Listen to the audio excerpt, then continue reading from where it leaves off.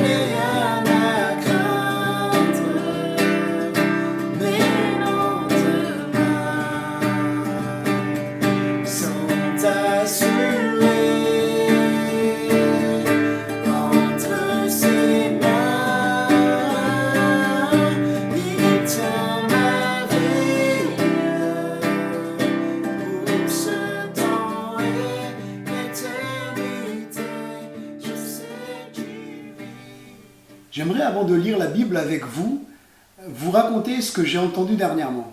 En fait, quelqu'un me disait avoir lu sur Internet l'affirmation suivante. Au sortir de ce confinement, il va y avoir beaucoup de divorces. Cette affirmation s'expliquait par le fait tout simplement que les personnes jusqu'alors étaient dans leur travail, dans leurs occupations et ne voyaient leur conjoint que quelques heures dans la journée, mais que de se retrouver confiné à domicile, presque H24 avec son conjoint, va générer des tensions, des disputes et une multitude de divorces. Alors je suis d'accord avec vous que cette affirmation est une façon très négative de voir les choses. Mais je me suis posé cette question. Est-ce que cette période de confinement à domicile ne serait pas en fait une opportunité ? Une opportunité pour resserrer les liens avec ma famille, pour passer du temps avec mon épouse, à discuter, à échanger, à partager, à rire, de prendre du temps également avec mes enfants pour m'amuser, jouer avec mes enfants, prendre du temps pour eux, peut-être même les aider dans leurs devoirs. Est-ce que ce confinement ne serait pas une opportunité pour chacun d'entre nous de revenir à l'essentiel ? Cette phrase, elle est un peu à la mode, elle a fait un peu le tour parce que notre président Emmanuel Macron, en a fait mention de revenir à l'essentiel. Et si nous prenions nous aussi du temps pour revenir à l'essentiel, revenir à Christ qui est notre essentiel, passer du temps à plus le connaître, à plus le chercher, à le découvrir un peu plus. Le titre du message d'aujourd'hui, c'est « Regardons à Jésus » plus qu'aux circonstances. Ouvrons la Bible ensemble et lisons un texte dans l'Ancien Testament qui nous décrit Jésus et nous verrons l'impact que cette description de Jésus peut avoir dans nos vies. Lisons ensemble dans Ésaïe au chapitre 9. Nous allons lire le verset 5. « Car un enfant nous est né, un fils nous est donné. Et la domination reposera sur son épaule. On l'appellera admirable, conseiller, Dieu puissant, Père éternel, Prince de la paix. » Le premier point de ce message, c'est Jésus, Dieu venant jusqu'à nous. Jésus, ce Dieu éternel. J'ai souvent utilisé ce verset pour échanger avec mes amis musulmans qui me disaient et qui affirmaient certains que Jésus n'a jamais été révélé dans la Bible comme Dieu. Aussi bien dans l'Ancien Testament que dans le Nouveau Testament, je me sers souvent de ce texte pour appui parce qu'il est parlé à la fois d'un enfant qui est né, de quelque chose de physique, d'une naissance physique, mais en même temps il est mentionné cette description de Dieu puissant, Père éternel. Ce verset est riche en enseignements parce qu'il nous révèle Christ comme étant tout à la fois pleinement homme et tout à la fois pleinement Dieu. Il nous est parlé, comme je le disais, d'une naissance physique, d'une naissance d'un enfant qui nous est donné, mais il est nommé comme étant le Dieu puissant, le Père éternel. Et puis, en regardant la définition de éternel dans le dictionnaire, on trouve ceci qui n'a ni commencement ni fin. Jésus est ce Dieu éternel qui existe de toute éternité. Alors il a eu une naissance, en venant s'incarner dans un corps physique, nous parlerons de ce Jésus historique qui a eu un commencement et une fin, mais Jésus, lui, Dieu éternel, n'a ni commencement ni fin. Et ce Dieu éternel est venu jusqu'à nous. Est-ce un paradoxe ? Non, c'est le miracle de l'incarnation. Il est écrit dans Colossiens au chapitre 2 et au verset 9, « Car en lui, en Christ, habite corporellement toute la plénitude de la divinité. » Jésus est pleinement Dieu qui n'a ni commencement ni fin. Il est venu dans un corps physique comme le nôtre afin de parler à sa créature, afin de réduire la distance qu'il y avait entre, je dirais, le ciel et la terre, entre nous et Dieu. Jésus, Dieu incarné en un homme, Jésus est venu réduire la distance entre l'être humain, entre sa créature et lui-même. Oui, parce que le péché a mis une distance, une séparation entre Dieu et nous, de sorte qu'il est impossible par nous-mêmes d'accéder à Dieu. Et la Bible dit, Dans Ésaïe 59, versets 1 à 2, « Non, la main de l'Éternel n'est pas trop courte pour sauver, ni son oreille trop dure pour entendre. Mais ce sont vos crimes qui mettent une séparation entre vous et votre Dieu. Ce sont vos péchés qui vous cachent sa face et l'empêchent de vous écouter. » Il est écrit également dans Romains chapitre 3 et verset 23 que tous ont péché et sont privés de la gloire de Dieu. Et puis dans Romains 6, 23, il est écrit que le salaire du péché, c'est la mort, et donc la mort éternelle. Jésus est venu jusqu'à nous pour nous réconcilier avec le ciel, nous réconcilier avec le Père. Et c'est ce que la Bible exprime en 2 Corinthiens chapitre 5, verset 19. Dieu était en Christ, réconciliant le monde avec lui-même. Dieu était en Christ, réconciliant le monde avec lui-même. Jésus est venu réduire la distance. Et pourquoi j'utilise cette expression réduire et non pas abolir? Tout simplement parce que Dieu aurait pu enlever la distance complètement et faire de nous que nous soyons tous sauvés, mais tous n'auraient pas forcément voulu accepter ce salut. Et Jésus, Dieu, nous laisse libres de choisir. Nous avons part, nous, à réduire également cette distance. La Bible dit « Approchez-vous de Dieu et il s'approchera de vous » parce que Dieu s'est approché un jour de nous. Il a réduit la distance entre nous et lui. À nous également de réduire cette distance. Et comment pouvons-nous réduire cette distance? Tout simplement par la repentance. C'est-à-dire demander pardon à Dieu pour nos péchés, d'avoir vécu sans lui, pour notre nature mauvaise, choisir de se détourner de cette nature mauvaise, de cette vie passée sans Dieu, pour se tourner vers Jésus-Christ. Et se tourner vers Jésus-Christ, c'est la conversion. Donc la repentance, la conversion et la foi, de croire que Dieu agit dans mon quotidien, de vivre avec Jésus chaque jour. Si quelqu'un qui nous regarde douterait que Dieu existe, si quelqu'un peut-être qui nous regarde douterait que Jésus soit vraiment Dieu, eh bien n'hésitez pas. N'hésitez pas à nous contacter. Vous pouvez le faire soit via notre page Facebook en tapant Église ADD Dijon sur Facebook. Vous pouvez nous envoyer un message et nous échangerons avec vous ou bien via le formulaire de contact sur le site add-dijon.com. N'hésitez pas, ce sera avec joie que nous partagerons avec vous, nous échangerons sur ce que nous avons vécu avec Dieu, sur notre foi en Jésus-Christ. Le deuxième point de ce message, c'est Jésus, ce Dieu admirable. Oui, parce que la description qui est faite, c'est on l'appellera admirable. La définition que donne le dictionnaire Larousse pour admirable, c'est qui est digne d'admiration, magnifique.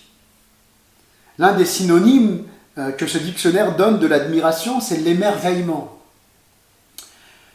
La question qu'on pourrait se poser, c'est « Suis-je toujours admiratif de Dieu ?» Suis-je toujours admiratif de Dieu? C'est une question que nous devons nous poser en ces temps de confinement, de réfléchir sur ces questions. Pour être admiratif de Dieu, cela nous demande de regarder. Pour être admiratif, pour admirer quelque chose, il faut tout simplement porter le regard vers une chose. Pour être admiratif de Dieu, il nous faut porter les regards sur Dieu. Vous souvenez-vous de ce jour où vous vous êtes converti à Jésus, le jour où vous avez accepté Christ dans votre vie, où vous avez rencontré personnellement le Seigneur? Je ne sais pas pour vous, mais moi j'étais admiratif. Admiratif des chants que j'entendais à l'église, admiratif de quand je lisais les paroles de Jésus, j'étais émerveillé de ce que Jésus disait, de ce que Jésus faisait quand il guérissait les malades. Et quand je me retrouvais face aux paroles de Jésus, j'avais simplement envie de dire nul homme, comme la Bible dit, personne n'a parlé comme Jésus a parlé. J'étais émerveillé devant Jésus. Et la question que nous pouvons nous poser, c'est suis-je toujours émerveillé de Jésus? Suis-je toujours dans l'admiration de Jésus? Ai-je toujours les regards fixés sur Jésus, à l'admirer, à le contempler, ou est-ce que mes regards se sont détournés de Dieu pour me centrer sur autre chose? L'admiration nous conduit à l'adoration. L'admiration nous conduit à l'adoration. Si je suis admiratif de Dieu, je vais le contempler. Je vais commencer à être émerveillé par qui il est. De rester dans l'admiration de Dieu nous amène à appréhender les épreuves différemment. C'est ce qui a poussé Daniel à dire c'est Dieu qui change les temps et les circonstances. Parce qu'on ne regarde plus les circonstances telles qu'elles sont, même les circonstances défavorables, mais on les regarde à la lumière de la parole de Dieu. On les regarde en se disant Dieu est avec moi. Si Dieu est pour nous, comme le dit la parole de Dieu, qui sera contre nous? Soyons des Daniel, des hommes et des femmes qui admirent, qui adorent Dieu. Daniel est cet homme qui, malgré les circonstances défavorables, il entrait dans sa chambre et il priait comme habituellement. Il priait son Dieu, son Sauveur. Soyons ces Daniel qui prenons chaque jour du temps pour être dans l'admiration de Dieu, pour glorifier Dieu, pour adorer Dieu, pour louer le Sauveur. Admirer plutôt qu'angoisser. N'est-ce pas là un défi dans ces circonstances particulières que nous traversons, ces circonstances où de plus en plus de personnes sont dans l'angoisse, sont dans la crainte du lendemain. Face à cela, nous avons, face à ces circonstances, face en fait à toutes circonstances que nous pouvons traverser dans la vie, nous avons deux options. La première, je regarde aux circonstances défavorables, je regarde à ce qui ne va pas, je regarde aux difficultés, je regarde aux tempêtes, je regarde aux épreuves, et simplement je vais commencer à me décourager, à me lasser, à être angoissé, à être apeuré. Ou tout simplement, la deuxième option, je garde les yeux fixés sur Jésus. Je reste dans l'admiration de la personne de Christ. Je le loue malgré les difficultés. Je prends du temps pour me fortifier dans la présence de Dieu, pour m'encourager, pour faire grandir ma foi malgré les circonstances défavorables. Et de choisir cela, de choisir de passer du temps avec Dieu malgré les épreuves, malgré les difficultés, va nous faire grandir. Alors que beaucoup s'angoissent, nous avons la possibilité de rendre ce bon témoignage. De rendre ce témoignage que même si je suis dans une mauvaise santé ou que ma santé est bonne, ma confiance, ma paix, elle est là. Parce que Jésus est ma paix, je reste dans la paix. Et ça peut être un excellent témoignage à rendre autour de nous. Peut-être que tu passes par des moments où, toi qui regardes la vidéo, tu es malade. Tu as été atteint dans ton corps, peut-être même as-tu été atteint par le coronavirus. J'aimerais t'inviter à garder la paix de Christ dans ton cœur, à garder cette joie de ton salut, à rester admiratif de Dieu, à rester dans la paix de Dieu. Et je t'assure que même ton entourage pourra témoigner que Dieu est avec toi. Parce que même si ton corps a été atteint, ton âme, elle, se renouvelle de jour en jour. Soyons des personnes qui admirent Dieu, des personnes qui ne vivent pas au gré des circonstances, dont la peur ne les empare pas à chaque circonstance défavorable, mais sachons garder notre paix, notre calme et restons admiratifs de Dieu. Jésus, il est appelé ce conseiller, on l'appellera conseiller. La question que nous pourrions nous poser, c'est qui est mon premier conseiller? Vers qui je me tourne quand ça ne va pas? Vers qui je me tourne quand les difficultés sont là? Nous sommes dans ce siècle du conseil. Et nous avons toutes sortes de conseillers, des coachs pour tout.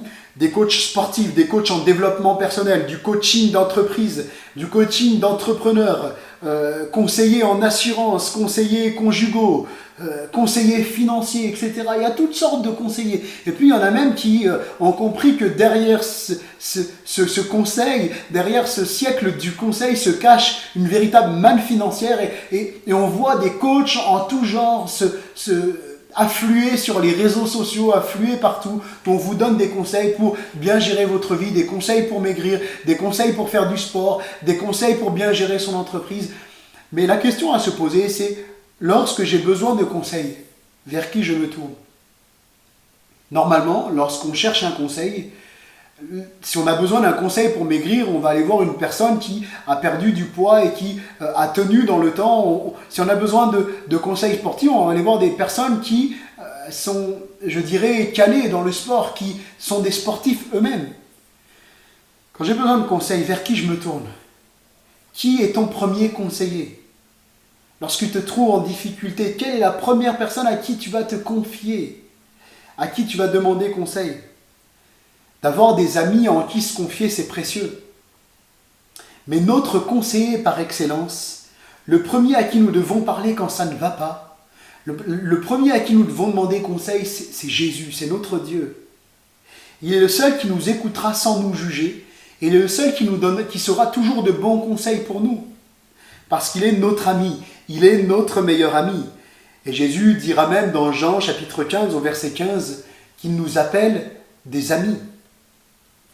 Et si nous faisions de ce temps de confinement des temps pour nous rapprocher, pour mieux connaître notre meilleur ami, pour passer du temps à demander des conseils à Jésus, des conseils pour être sage dans notre vie quotidienne, des conseils de sagesse, mais aussi des conseils de sagesse pour lorsque nous allons sortir de ce temps de confinement, et bien que nous puissions bien user de cette sortie de confinement, que nous sachions bien gérer notre vie.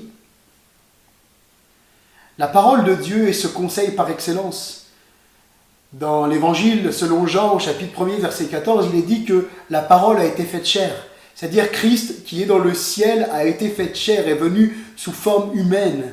Ce conseiller, Jésus, est venu se révéler à nous. Il est venu nous faire grâce. Il nous a laissé sa parole. Il nous a laissé la Bible.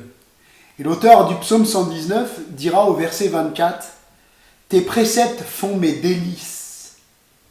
Ce sont mes conseillers. » Avant même d'aller chercher conseil ailleurs, cherchons conseil auprès de Dieu.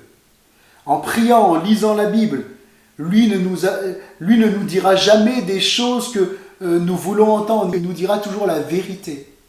Il nous dira toujours la vérité dans l'amour, dans le but de nous faire progresser. Faisons de ce temps de confinement des temps où nous allons chercher le conseil de Dieu, chercher ce que Dieu veut, chercher ce que Dieu veut nous communiquer au travers de sa parole, au travers de la Bible. Faisons de ces temps de confinement des temps où nous allons scruter les Écritures, chercher davantage la pensée de Dieu pour nos vies. Jésus est ce Dieu tout-puissant. L'enfant qui est décrit, il est écrit, on l'appellera Dieu puissant. L'enfant décrit dans ce texte est décrit comme le Dieu puissant. Oui, Jésus est ce Dieu puissant. Il est tout puissant, il est omnipotent. Omnipotent, ça veut dire qu'il peut tout. Il a la toute puissance. Jésus est tout puissant. Et dans l'épreuve dans laquelle tu te trouves, dans la difficulté dans laquelle tu es, j'aimerais te rappeler que Jésus est tout puissant. Il peut tout. Il est le Dieu puissant, capable d'agir dans tes circonstances, capable d'agir dans ta maladie, capable de te restaurer si tu es malade. Toi qui écoutes ce message derrière ton écran, j'aimerais te dire que si tu es malade, Jésus est capable de te guérir parce qu'il est tout puissant. Paul relatera ce que Dieu lui a dit dans 2 Corinthiens au chapitre 12 et au verset 9. « Ma grâce te suffit, car ma puissance s'accomplit dans la faiblesse. » Peut-être toi, tu es derrière ton écran, tu passes par des moments de faiblesse, des moments de fatigue morale, des moments de fatigue spirituelle. Et si tu te laissais renouveler par la puissance de Dieu? Et si tu laissais Christ t'encourager? Dieu te dit dans ces moments, je suis avec toi, prends courage. Je suis tout puissant pour te sortir de là où tu es. Fais-moi confiance. Garde la foi. Garde confiance en moi. Peut-être toi tu te trouves dans une situation compliquée sur le plan professionnel, sur le plan financier. Je t'invite vraiment à placer ta foi dans ce Dieu tout puissant, dans ce Dieu qui est ton Dieu puissant, ton Dieu tout puissant. Fais-lui confiance. Place ta foi en Jésus et accroche-toi. Un autre point encore, il est écrit, on l'appellera Père éternel. Voilà un mystère qui est là, un enfant d'une naissance physique, on l'appellera Père éternel. En effet, c'est le mystère de l'incarnation de Dieu en Jésus. Dieu qui est éternel, qui a tout créé, est venu en Jésus, est venu corporellement. Il est venu dans le corps d'un homme. Et voilà pourquoi l'enfant dont il est question, c'est Jésus. C'est Jésus, c'est Dieu fait homme. Nous n'attribuons pas, comme certains pourraient le penser ou le dire, la divinité à un homme en disant qu'un homme serait Dieu, mais nous disons qu'un jour Dieu s'est fait homme, que Dieu est venu dans le corps d'un homme pour nous parler, pour avoir une proximité avec nous, pour nous délivrer ce message de la bonne nouvelle de l'évangile de Jésus-Christ. Pour comprendre cette notion, il nous faut lire le début de l'évangile de Jean au chapitre 1er et les versets 1 à 3, où il est dit ceci. « Au commencement était la parole, et la parole était avec Dieu, et la parole était Dieu. » Je me souviens un jour que je discutais avec un ami musulman, je lui posais cette question, « Alors qui est la parole ?» Il me dit, mais c'est Dieu. Je lui dis, mais pourquoi il est écrit que la parole était avec Dieu? Et ensuite qu'elle était Dieu, qu'elle est Dieu. Bien simplement parce que c'est là je dirais le mystère de la Trinité. C'est que Jésus, il y a le Père, il y a le Fils Jésus et l'Esprit, mais les trois ne font qu'un. Nous n'avons qu'un seul Dieu. Nous ne sommes pas polythéistes. Donc je continue la lecture. Au commencement était la parole, et la parole était avec Dieu, et la parole était Dieu. Elle était au commencement avec Dieu. Toutes choses ont été faites par elle, et rien de ce qui a été fait n'a été fait sans elle. Lorsque ces paroles, peut-être que l'on t'a dit dans ton enfant, te reviendront, tu n'as pas été voulu, nous ne voulions pas de toi, tu es une erreur, eh bien souviens-toi que tu es une créature de Dieu. Ne laisse pas les souffrances de ton passé, les paroles que l'on t'a dit qui ont voulu te clouer au sol, ne laisse pas ces paroles revenir, mais contrecarre ces paroles en disant « Je suis une créature de Dieu, j'appartiens à Jésus, j'ai confié ma vie à Christ, c'est Jésus qui a voulu que je sois là. Quand bien même tes parents n'auraient pas voulu que tu naisses, Jésus a voulu que tu existes. Et Jésus a permis que tu existes. Tu es une créature de Dieu. Et Dieu t'aime. Et puis pour finir, Jésus est l'auteur de la paix. Il est écrit, on l'appellera prince de la paix. C'est précieux de garder la paix dans des circonstances qui sont parfois difficiles, de se sentir en paix, de se sentir en sécurité. Jésus est le prince, il est l'auteur de la paix et il désire nous communiquer la paix. Peut-être que toi qui es derrière ton écran, tu n'as pas la paix. En ce moment même, tu es angoissé, tu es perturbé dans toutes sortes de pensées. Jésus veut t'inviter à te confier en lui et à garder la paix qu'il t'a donnée. Jésus va dire dans Jean 14, verset 27, « Je vous laisse la paix, je vous donne ma paix. Je ne la donne pas comme le monde la donne. Que votre cœur ne se trouble point. » Et ne s'alarme point. Jésus dira aussi dans Jean chapitre 16 verset 33, « Je vous ai dit ces choses afin que vous ayez la paix en moi. Vous aurez des tribulations dans le monde, mais prenez courage, j'ai vaincu le monde. » Voilà la parole que Jésus nous délivre. Frères et sœurs, ne laissons pas les circonstances nous décourager, ne laissons pas les circonstances nous troubler, mais profitons de ces temps pour rendre ce témoignage de paix, montrer que nous avons le prince de la paix en nous, et nous sommes tranquilles. Quand bien même tout s'agite autour de nous, Dieu nous invite à garder la paix et à regarder à Jésus. Le titre du message que nous avons partagé ensemble, c'était « Regarder à Jésus » plus qu'aux circonstances. Plus je me concentrerai sur les circonstances et plus je vais avoir tendance à m'angoisser. Mais regardons à Jésus. Jésus, ce Dieu éternel. Jésus qui est appelé admirable, qui est appelé conseiller, qui est appelé prince de la paix, Dieu puissant, Père éternel. Confie-toi en Jésus, confions-nous en Jésus. Le seul moyen pour ne pas nous laisser perturber par les éléments extérieurs, c'est de nous laisser renouveler de l'intérieur par Jésus. De laisser Jésus grandir en nous. Comme Jean-Baptiste pouvait le dire concernant son ministère, il faut qu'il croisse, donc que Jésus croisse, il faut qu'il croisse et que je diminue. Et bien que Jésus grandisse en nous, que sa volonté grandisse en nous, que ses désirs grandissent en nous, laissons-nous pendant ces temps de confinement remplir par le Saint-Esprit. Soyons remplis continuellement de l'Esprit de Dieu. Dieu vous bénisse, que Dieu vous fortifie, que Dieu vous encourage. Et frères et sœurs, ensemble, continuons à regarder à Jésus. À très bientôt. Merci à tous de nous avoir suivis. Et nous avons été très heureux de partager ce programme avec vous. Et merci de votre fidélité. Et nous vous souhaitons de passer une agréable journée. Vous pouvez vous abonner à notre chaîne YouTube si cela n'est déjà fait. Et puis nous vous disons rendez-vous mardi à 19h. Que Dieu vous bénisse. Bonne journée. Au revoir.